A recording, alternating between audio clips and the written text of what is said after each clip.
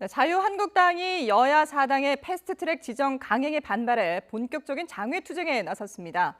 청와대 국민청원 게시판에 오른 정당 해산 촉구 청원을 놓고 정치권의 논란도 이어지고 있는 가운데 한국당은 북한 배후설을 주장하고 나섰습니다. 국회 연결해서 자세한 소식 알아보겠습니다. 김영수 기자. 네, 국회입니다. 네, 자 먼저 자유한국당 오늘부터 본격적으로 장외투쟁에 돌입했죠. 네, 그렇습니다. 패스트트랙에 반발하는 자유한국당은 오늘 청와대 앞 최고위원회의를 시작으로 본격적인 장외투쟁을 시작했습니다. 황교안 대표는 문재인 정권이 민생과 무관한 법안의 패스트트랙을 강행해 국회를 멈춰 세웠다고 강도 높게 비판했습니다. 황 대표는 이어 서울과 대전, 대구, 부산을 돌며 본격적인 여론전을 시작했습니다. 국민 속으로 들어가서 국민과 함께 가열찬 민생 투쟁을 펼치겠습니다. 지금이라도 문재인 정권은 악법 패스트 트랙을 철회하고 경제 살리기에 올인해야 합니다.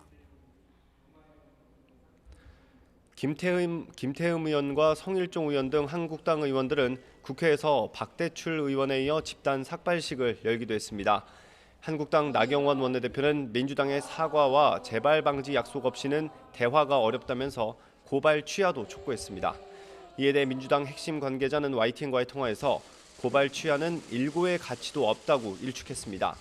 홍영표 원내대표 역시 제1야당의 책임을 회피하는 한국당의 속내는 총선용 지지층 결집이라고 비판했습니다. 추경안 심사와 노동관계법 등 시급한 민생 경제 법안이 너무나 많습니다. 더 이상 국민의 뜻을 외면하지 말 것을 간곡히 호소합니다. 네, 그리고 170만 명에 육박하는 자유한국당 해산 청원에 대해서 북한 배후설까지 제기하고 나섰군요. 네, 그렇습니다. 자유한국당 정용기 정책위 의장이 오늘 YTN 라디오에서 출연해서 북한의 지령을 받는 세력이 기획하고 진행되는 것 같다고 말했습니다. 북한 매체가 한국당을 해산시키라고 한 나흘 뒤에 청원이 올라온 만큼 의심할 여지가 있다는 겁니다. 그러면서 댓글 조작 프로그램인 이른바 매크로 시스템이 대대적으로 가동되고 있다는 의심이 들 정도의 속도로 진행되고 있다고 주장했습니다.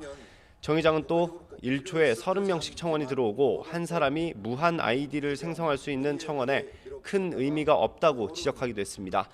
반면 국민청원 조작설을 처음 제기했던 바른미래당 이준석 최고위원은 조작 주장을 철회하면서 자신의 주장이 관련 없는 이야기로 번진 것에 대해 책임감을 느낀다며 한국당을 우회적으로 비판하기도 했습니다. 자, 그런가 하면은 문무일 검찰총장이 검경 수사권 조정안의 패스트트랙 지정에 대해서 반대 의사를 내놓으면서 정치권 역시 시끄럽죠. 네, 그렇습니다. 일단 여당인 민주당 지도부는 공식 반응은 자제하고 있습니다. 홍영표 원내대표는 문무일 검찰총장이 공식적으로 반대 의견을 밝힌 것에 대해 언급하고 싶지 않다며 불편한 심기를 내비쳤습니다.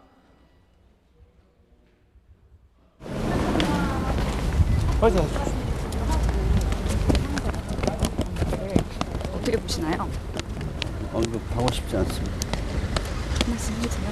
네, 다음에 할게요. 홍익표 수석 대변인은 YTN과의 통화에서 국민이 검경 수사권 조정을 요구하는 이유가 무엇인지 스스로 되돌아봐야 한다고 지적했고 국회 사개특위 민주당 간사인 백혜련 의원도 조직 이기주의로밖에 보이지 않는다고 비판했습니다. 하지만 조응천, 금태섭 의원 등 여당 일부의 검찰 개혁 법안 반대 목소리는 여전합니다. 이에 대해 한국당 나경원 원내대표는 패스트트랙 강행이 여당 내부적으로 논란을 빚는다는 것이 입증됐다고 꼬집었습니다. 여당의 패스트트랙 강행 처리가 얼마나 내부적으로 논란이 많은 것인지를 입증한다고 생각합니다. 문재인 대통령께서는 일말의 부끄러움을 느껴야 합니다. 반면 정의당 이정미 대표는 문 검찰총장의 공개 반발에 대해 개념 없는 언행이라면서 기득권을 포기하지 못하는 검찰 권력의 현실을 그대로 보여준다고 비판했습니다. 지금까지 국회에서 전해드렸습니다.